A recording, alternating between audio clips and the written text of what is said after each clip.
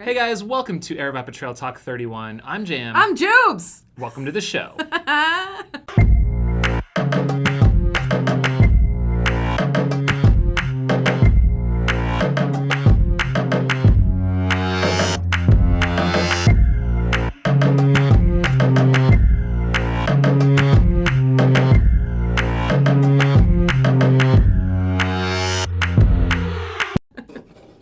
It's always you laughing. And I'm like stoned faced. I'm just not stoned face. Stone face. Stoic.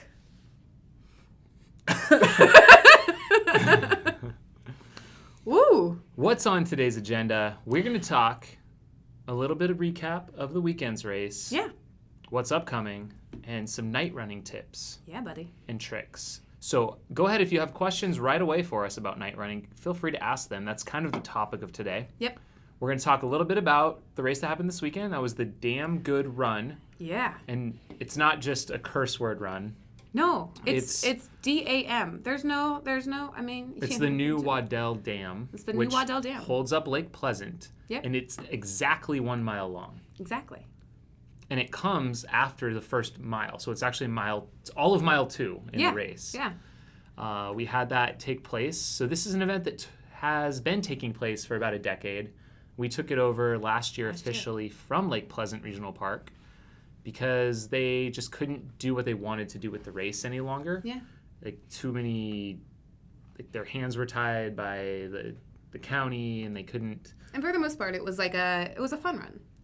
It was not like that originally. Like it had grown up to be this pretty big race. Yeah. Like a couple hundred people, 2, 4, and 8 miles. Mm-hmm. But over the years, they couldn't get the sponsors, couldn't do the things they wanted to do. So it kind of dwindled down to the point where I guess it was a fun run. It was maybe about 45 people between all the events. And they came to us and we kind of helped breathe a little bit of new life into it. Yeah. The event had over 300 people last year and this year. A little smaller this year because there's just some other running events going on this weekend. We still had about 300 people out there this year. It's a good time. It was awesome. The park recently added some new trails that go right along the lake. Yep. And they just kind of meander in and out. Really awesome. Yeah. And the highlight of the park, in my opinion, is this trail called Aravaipa Point. Yeah. And it's this overlook. It overlooks basically the entire lake. Yeah. So you've got that juxtaposition of the desert and the blue water, and you can jump in the water in more than one section along the 40K course, which is really fun. When I was course marking, I got in, just jumped in off there's a bridge. Right? There's a bridge that you cross on a section twice on the 40K, which is really pipeline. Awesome. Pipeline Canyon. So that was a good time. And you were blowing bubbles. I was blowing bubbles out there. You had this giant wand. I did. It's something that I've wanted to do for a while, to try out this new recipe for basically your own bubble mixture. And it's supposed to hold really big bubbles. And so, I was out there, did a little bit of MC, and then we had a DJ out there. We did beer garden. We did Freak Brothers Pizza. The whole finish line was jumping. It was awesome. And then finishers had the option of diving into the lake if they wanted to upon their finish, which I think a lot of people took advantage of as the day went on. And the finish line is right there at the water, which is the best. Which is awesome. I think it's one of our best finish lines. Yeah, it is by far. And at the end of the day, I went in, I swam a little bit. It was awesome. Nice. But it was just a all around damn good time. DAM. Yeah. DAM. And moving right along this weekend is the kickoff to the Insomniac Night Trail Run Series. And the first one is at Sinister. Mm-hmm. And it takes place all summer and even a little bit into the fall. And we've got kind of a lot of new energy going into the races this year as Noah has kind of taken the helm of those ones as the race director. A lot of different tweaks and little changes that have kind of. It's going to be a lot of fun. Yeah, it's fun. So the first thing is there's a series pass this year, which over 100 people have taken advantage of. So there's going to be a nice core group of people out at every single race all summer long. Yeah. And for those that are in the series, they can get an extra medal for finishing 5 out of the 8 races. So if they can't make one or miss one, they can make it up at one of the other kind of bonus ones. So should be a good time. And yeah, I think we have 270 people signed up for the Sinister this weekend so far. We do. If you're out there watching and you're still interested in signing up, you can still do so at Packet Pickup or on race evening. Yeah. You can do that as well. Yeah, come out to the park at Santan Mountain Regional Park, and we'll have, I think it starts at 6 p.m. We have registration still open. And I think the cool thing about the night runs, a lot of times when I run at night, say in a 100-miler, you're usually by yourself or with just like one other person. And so it's just kind of like your headlight moving through. Yeah. But in say like the 9K, yeah, where there's 170 people, it's going to be crazy. Like get all the little it's cool lights. Because everyone's got their light. Yeah. So it's just it's almost like daylight on the trail itself because there's so much light going down, and you're just like meandering your way through, and you can see like this snake of lights like going through the desert. It's really cool it's really for anybody awesome. Like at the like start finish, or if you're kind of hiking in the mountains a little bit, like you do see all these little like this stream of looks like fireflies like out on the trails. It's really, really cool. And that's the thing, like I don't think people that have never run at night before, it's a great time to try it because it's less intimidating when there's seriously so much light out there. Yeah. And towards the end of the loop, it kind of does spread out, which I think is kind of nice. Because it is part of it is cool to be out there at night and look up at the stars and hear the coyotes howling and all that stuff, which should hopefully all happen on Saturday for the participants. Awesome. And you've run like quite a bit at night, so do you have any like tips and tricks for anybody who may be out there on Saturday, new to night running, new to the series, new to just coming prepared? So like have that headlamp or flashlight. Yeah. Bring extra batteries or charged up batteries is always a good time. You don't want to start with a dull headlamp. Trying to make sure you don't eat a huge dinner right before you run. Eat a bigger lunch, but then let that digest for a few hours and maybe just eat a quick snack before you go run. Yeah. I think that's important. Your headlamp on your head is washing out the trail too much. You can always take it off and use it in your hand. Yep. A lot of times a light lower down will cast a light on the rocks in a different way, and you can actually see the trail better. You can see the bumps and the technical parts. So I've seen a lot of people also, like, they have headlamps kind of that go all the way around their waist, too. Like, they actually... I've never done that, yeah. But I've seen some people do it. I've seen some people, so I don't know how well it works. They dip it all the way down on their waist, and, like, they have one on their head, one on their waist, and, like, they just have a cascade of just... Yeah, light pretty everywhere. Much the more light you can have, the better. You can't go wrong with more light. Yeah. And if you're going all night, bring some caffeine. Yeah. You don't want to end up like me and fall asleep out there on the trails. Not a good idea. Don't fall asleep on the trails. No. No, definitely not. Like anything that they should be worried about, like animals or anything like that. Do you ever come across? There's definitely some creatures out at night. Most of the time they want to stay away from you, but we will have people at night sometimes encounter snakes and tarantulas. I don't know if it's much different than the daytime. There might be some different things out at night. Yeah. So I think number one, just be aware. Don't crank your headphones to level 12. Yeah. Be aware of the environment and what's going on. That goes with daytime trail running too. I think it's just kind of goes with the territory. Yeah. Like just last week at Group Run, I was out running up in front of everyone, and all of a sudden, like there's a rattle of a snake, 2 feet in front of me.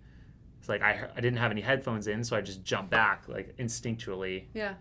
But if I had headphones in, I may not You have heard never that. known, I might have just run right into the thing. Yeah. Because I like heard it before I saw it, which is a lot of times. Which is a lot, yeah. In the case of being in the desert, you're going to hear the rattle before you actually see the snake. Definitely. So, right on. Any other tips and tricks for running at night? Nope. Besides making sure that you have a light. Just that's the biggest one. I mean, sometimes, especially with the night series later on, we start to run into issues with heat at night, but that's not really applicable to this weekend's race. This is going to be an awesome race, like awesome weather. It's going to be nice. It's going to be really nice. Good weather. Really good. Yay. And then this series is also cupless. So this is something new that we started in 2017. We're going to try to go green. little by little, but for starting with the night series, we are doing cupless races, meaning that we will not have any plastic styrofoam cups at our aid stations, and we are leaning on runners to basically supply their own cups. We have the silicone ones from Ultraspire for sale. They're Aravaipa logo, or bring your own cup, like whatever you got. Yeah. I think it's great. Yeah. I mean, I know I first really experienced that the last couple of years racing in Europe, where they don't have cups either. Yep. So you have to bring your own. It's part of the required kit. So, but you can also, I mean, if you're just used to using your water bottle, that's always an option. But if you want, Coke or soda, using your own cup, just stashing it in your pocket, pulling it out when you're coming up to the aid station, if you want a drink of something, get that aid station volunteer to help pour. And you can even I like it because you can walk out of the aid station with it. Yeah. And then as soon as you drink it down, you can just stash it back in your pocket. So we're trying to be a little bit greener and reduce the amount of cup waste. Yeah. So hopefully everyone can kind of plan for that and it won't be an undue burden. But yeah, you get one cup. You can use it on all your runs. Yeah. So I'm excited about the night runs. There's new everything. There's new logos. There's new finisher awards. It'll be a lot of fun. All the stuff is brand new, branding, everything. So yeah, come check it out. If you guys get a chance and you are in the area, please check us out. What else, Jam? I'm tired apparently. You want to see that? Yeah. Woo. You want to play a game? Sure. And so what are we playing today? Oh, we're playing Jeopardy. Runner Jeopardy. I think it'll be hilarious. You need to stop yawning. Oh, boy. Oh, it's Shut that bad. down. Oh, gosh. Okay, so Jeopardy. The categories are, this is my best Alec Trebek impression, FKT, Who Is This, and Logo. Jams, you want to go first? FKT for 400. Oh, my. Who holds record for up and down Grand Teton? Ding ding, Killian Jornet? Who is Andy Anderson? I will take Logo for 300. Okay. What is Ultimate Direction? Ta-da! So then it would be my turn now, right? Sure. Okay, let's do Logo for 400. Try and get back to 0. Oh, Ultra. Phrase it as a question. Yes. Psst, they counted it. Jeopardy. I'll take Logo for 500. Oh. What is Nathan? Didn't say Nathan Sports. It's accepted. I'll take Logo for 100. What is the Hard Rock 100? Ooh. I will finish out the category with Logo for 200. What is Solomon Sports? Oh, these need to be harder. Who is this for 100? Who is Christina Fong? This is awesome. For those of you watching live, it's a picture of someone with a blurred out face. It's great. It's The YouTubers will understand. Fantastic. I will take Who Is This for 200. Who is Jamel Curry? No, Jam Jam. Who's Jam Jam? Okay. I know you by your plaid. What one? Which one was that? That was 200? Yeah. Who is this for 500? Oh, stepping it up. Oh, who is Alicia Vargo? Nice. Who is this for what's left? 300? 300 it is. Who is that Killian Jornet? What? Who is this for 400? Nope. Courtney DeWalter. Who is Courtney DeWalter? Smashed it. Smash. I'll take FKT for 100, please. Who is... It says this person ran rim to rim to rim in 5:55:20. Oh, who's Jim Walmsley? FKT For 500. Oh, for crying out loud. Ha. Oh. Who created the concept of FKT? I'm going to say Peter Backwin. Who's Peter Backwin? And Buzz Burrell. Except I didn't say that. I knew it was that one, but I didn't I'll say give you it. -5 or half. 3. I'll take half. Sorry, Buzzy. Buzzy. Bzz. What do we got? What do we got left? FKT? 2. Who ran the Joshua Traverse in 4:49? I don't know. Can I steal it? Probably. Who is Michael Carson? Oh! Why don't I know that? He did that? When did he do that? This year? Recently. Oh. On vacation there. That's it? What do we got? Fast math.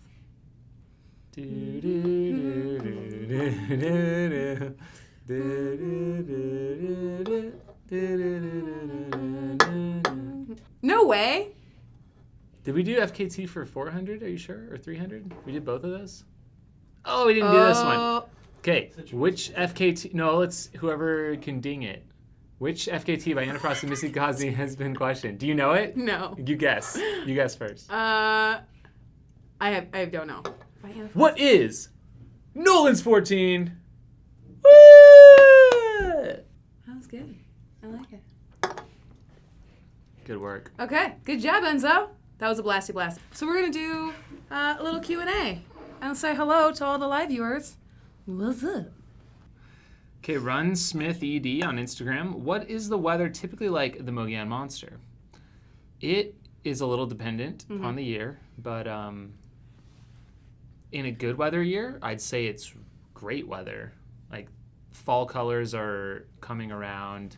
It might be a little warm in the day, but maybe only, up on the rim is cooler than down below the rim. So daytime temperatures could be 70s, and the nighttime temperatures up on the rim can get pretty cold. It can get down to freezing. So, but that, I know for a lot of people isn't really that cold. Us from Arizona, it's pretty cold.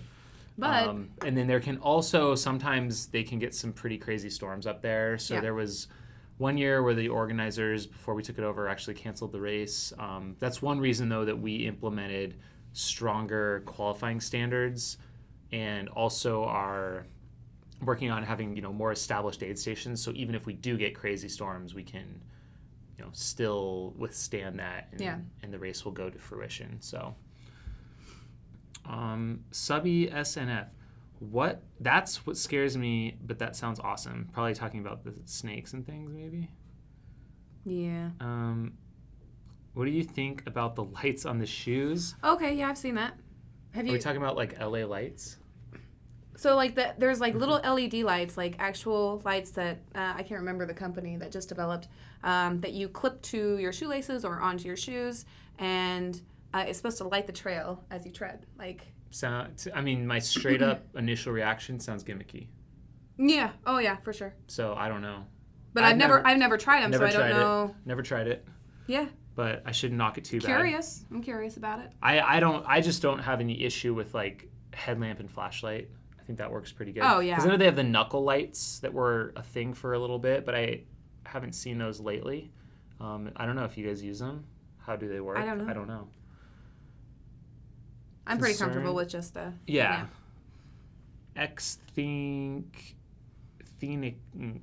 Concerned about wildlife also running at night. Monkeys and snakes. Doesn't want to hear or see a snake. That's just... It kind of comes with the territory. Yeah. The actual incident of people running into wildlife, like seeing it, yes, that happens all the time, but actual like running contact... into them.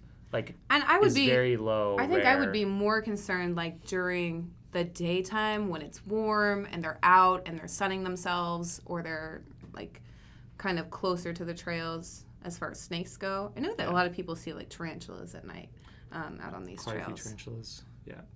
More so during the fall, but yeah. New Montana points out the lights and noise will scare most stuff off, and that's true. That's definitely true, especially if you're in the pack of a lot of people, like in a race environment. I think it's a lot probably a lot better because there's, how many people were just down the trail before you? Yeah. Probably a lot. Yeah. Training for ultra. I heard Chris Mocco is scared of the dark, and that's why he's so fast, trying to finish before dark. Is this a viable night running strategy? I have not heard that, but I will have to ask him next time I see him. That could be in our second interview.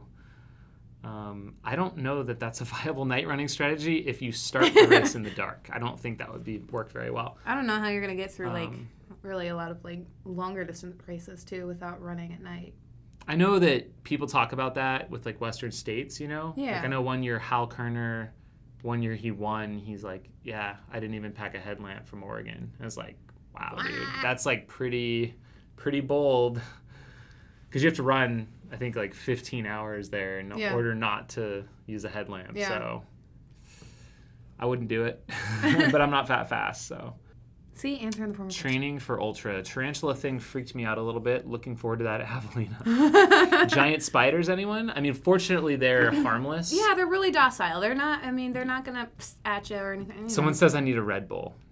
No. I was contemplating drinking coffee today, but I haven't. Maybe I need to. You're still off caffeine? You're doing pretty good? I'm off it, but I don't know that I should be off it right now because I think I would be more productive. Did you ever get back into ACV at all?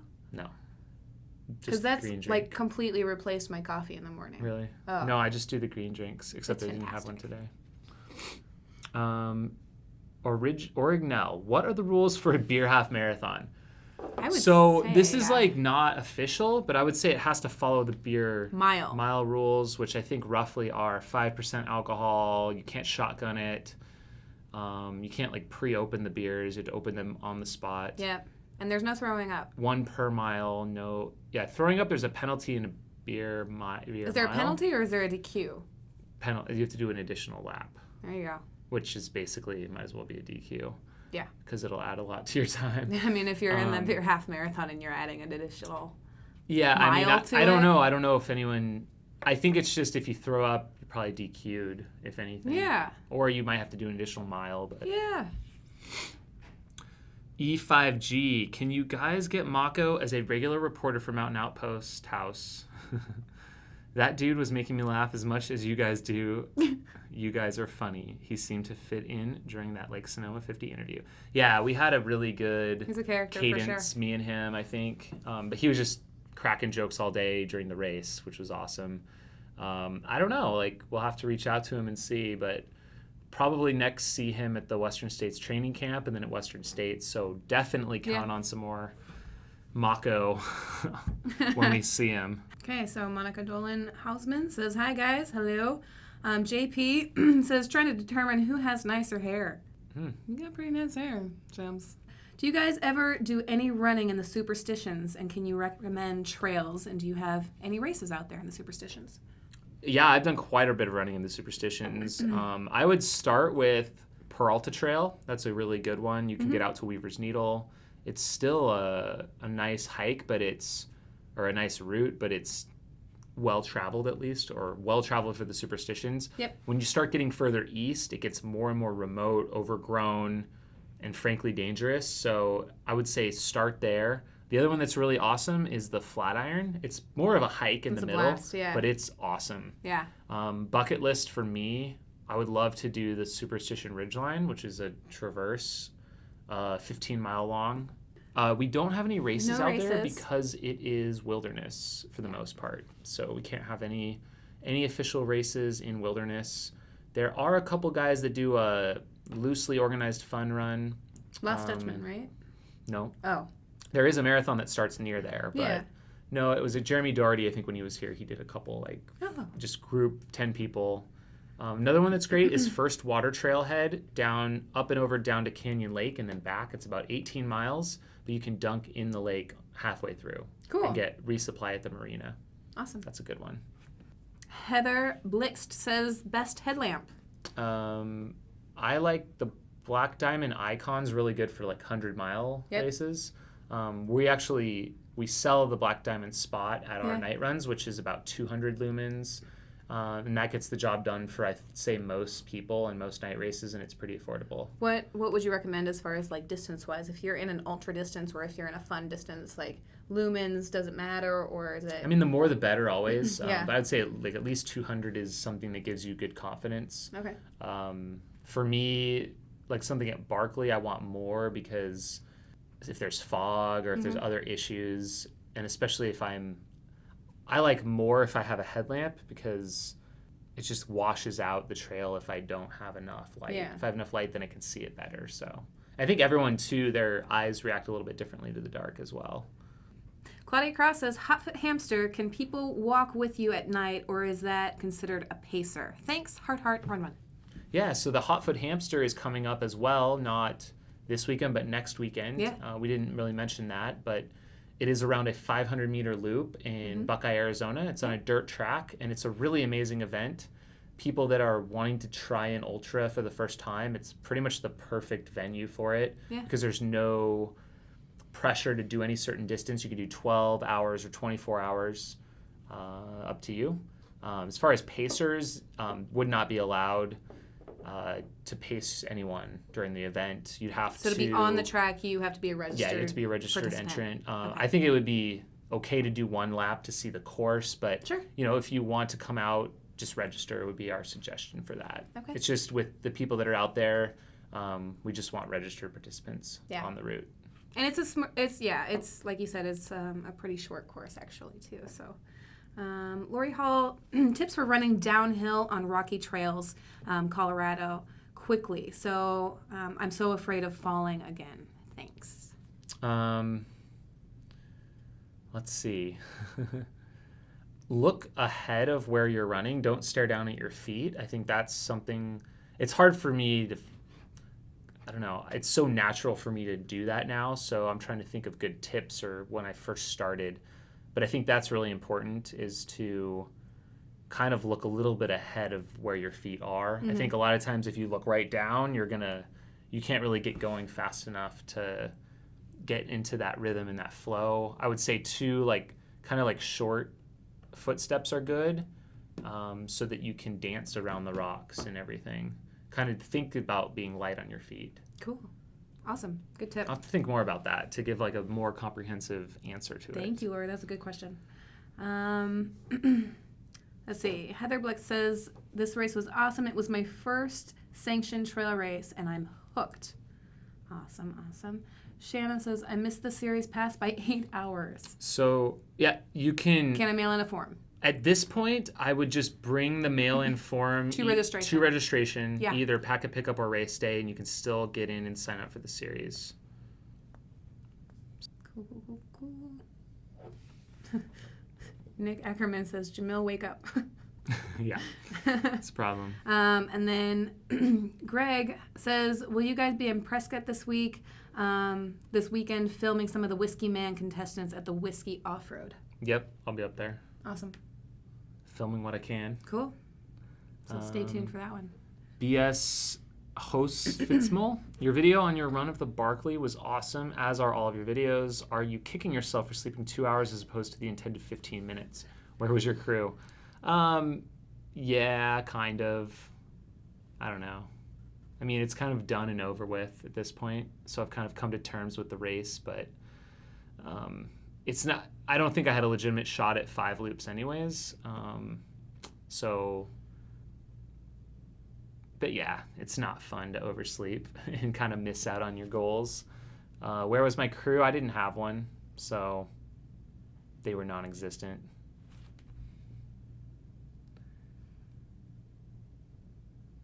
For Jamil, what is your next big race? That would be the Hard Rock 100 in July, and that's only 2.5 months away, so I better get cracking on my running. Yeah. Orignell. Cheers. I was thinking with the metric system and 21 beers seem to be quite ambitious. Yeah, it's definitely the imperial system. So. Yeah. E5G. My prior question applies to Jubes too, actually. Next big What's race? your next big race? So I'm still looking for a 50-mile race. If you guys have suggestions, please send them to me. I'm possibly looking at one in Colorado called the Sheephead 50, which is It's about like 10,000. It's like average elevation of 10,000 feet, 50 miles. Kind of like fits in while I'm up in Colorado anyway. So a little ambitious, but I don't know. I'm considering it. So cool. Yeah. Find that race. Help me. Who is Aaron? Haley's West Highland Way vlogs were really cool. Be great to see more like that. Looking to do this myself as training weekend. Sweet. She's actually going to be doing some more vlogs, this time about a 600-mile bike ride. Or was it longer? 1,100? Is it 1,000? It's a lot of, it might be 1,000 miles. I think it's 1,000 miles. 1,000-mile bike ride across the UK. It's called Joggle, and she's doing some training ones. The first episode is up on the Run Steep channel, and then she'll be doing about weekly training up to it, and then I think daily or every other day when she's out on it, just depending on how she can get the footage out and about. So take a look at that if you enjoyed her adventures. Tony Beckham. Hey, Jam and Jews, my first time live. Love the show. Thanks. Did I miss TrailTube? You did, just unfortunately. A little bit. But it was a good one. It was Trail Running Jeopardy. Check it out. Tune into YouTube. So someone said, Rendell Ben says, come up to Canada. Iron Legs 50 miler. Cool. When is it? Do it. Michelle Mason says, cheers from NYC. Love the Lake Sonoma film. Thank you. And then Nick Ackerman says, Western States or UTMB? What does that mean? Was there a prior question? No? Oh, wake up. Wake up. Wake up. Western States or UTMB? Oh, he does say, which one's got a better line? Oh, man. UTMB. It's got the best field in the world, I think, this year. The U.S. one is no doubt, or Western States is no doubt really good, but I don't think you can compete with UTMB. Well, Walmsley's going to both, but... Is he going to both? Mm-hmm. Oh, that's fantastic. Yeah, but, I mean, you've got Killian also running Killian versus Walmsley versus... Well, Zach Miller isn't, but Tim Tollefson will be running. There's just so many others. I'll be excited. Francois Dehane, the list goes on. But I know the men's and women's lineup for Western States is also really good. Someone just posted about the women's one, and it was pretty insane this year. Okay. David Wolf, any training tips for 100-mile race, specific workout/tips? Also, hi, Jubilee. Hi, dude. Tony Beckham, which is the first-time live viewer. You guys are on opposite sides in the live show, or did you switch today? We're actually just using our phone and tablet, which reverse the front-facing cameras reversed. So this is where we always sit. It just looks different on the live one. So they're following up on the Canada Iron Legs. It's August 15th. Cool. Kananasaki's Alberta Mountains elevation. A lot of fun. Who's Aaron? Do you have any shoe recommendations for Rhonda Del Sims? Something with some really good traction. I like Solomon. Solomon Sense Pro 2 works really well for me just about anywhere. But every brand, I think, has their own traction-y shoe. So I think whatever's comfortable and works for you. I'm going back to David really quick. Do you have specific tips or workouts for a 100-mile race that you do? Yeah. I like to build up a consistent block of training. I love doing either 3 or 4 weeks out long run that simulates the course. Something like, sometimes I do up to 50 miles. Cool. And sometimes that can be a race or it can be just a training run. Awesome. And Lori Hall says, come to Quad Rock 50 with me, Jube. Fort Collins, Colorado, May 13th.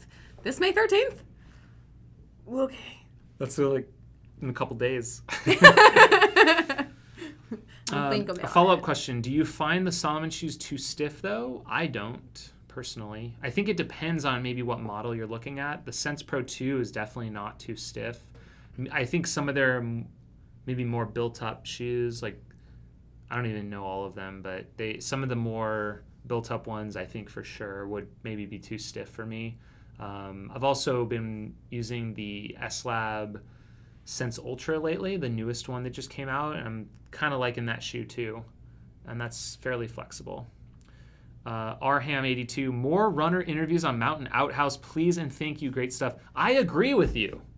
I'm excited about that. I'm excited about it. I loved it. It was awesome. It was hilarious. A test. Yeah. Something that we thought would be fun, kind of bring a little new life into the interview format, something different. So I hope to do more of them. I don't want to do them at any race. I tried to think of doing one at our race this last weekend, but you got to have the right person I think you interview and Mako was pretty the good right start. topic. So yeah. There's a chance I might try and grab one this weekend. The original Whiskey Man, Michael Versteeg, sounds like he might be hanging around the Whiskey Off-Road mountain bike race this weekend. Nice. So if I can track him down, we might do a post-Whiskey Man 1 year later interview with Jam Jam. And if not, we'll have to wait until, I don't know, the next big race we go to. Definitely Western States and UTMB. We'll hopefully do those. What's the best way to simulate hard rock here in Arizona? That's from Nathan, 17. Flagstaff would be the best in Arizona. And going to specifically the Arizona Snow Bowl, going up the ski runs or the lift lines, Humphreys Trail, Mount Eldon Lookout, all great options. So hopefully I'll be hitting those up pretty soon. I think it's starting to clear out with the snow. So cool. Yeah, that would be the best option for sure. Lynn Bonix, strength training, yay or nay? If yay, what types of strength training exercises? I know this works for a lot of people. I don't do enough of it, honestly. I should probably do more, but I just don't have a lot of experience. I think it is important. That's all I got. That's all you got. Okay. But I don't do it. E5G, no question this time, just a thanks. My wife and I watch pretty much everything on your different channels. You guys set up a great community out there, and it's really wonderful to watch. Thank you so much. Awesome. Appreciate it. Jared Dipus, how important is it to tailor your training to your specific race? I think it's very important, specificity in training, but not to do it for your whole build-up. I think building up your general fitness, first a base, then building up some of your different systems like VO2 max, doing workouts like some speed workouts, strength workouts, meaning hill repeats, long runs for endurance. I think it all is a piece of the puzzle and it's all important. But as you kind of get into your peaking phase, I think it's really, really key to train specifically for your event. So whether that's, if you're doing the hard rock, well, you better be doing a lot of climbing, but I think also maintaining your speed and working those systems I think are really important as well. The best I ever did at hard rock was when I was mixing long runs out on the trail with mile repeats at 9,000 feet. Like I was doing all of it, and I think it all was really, really good.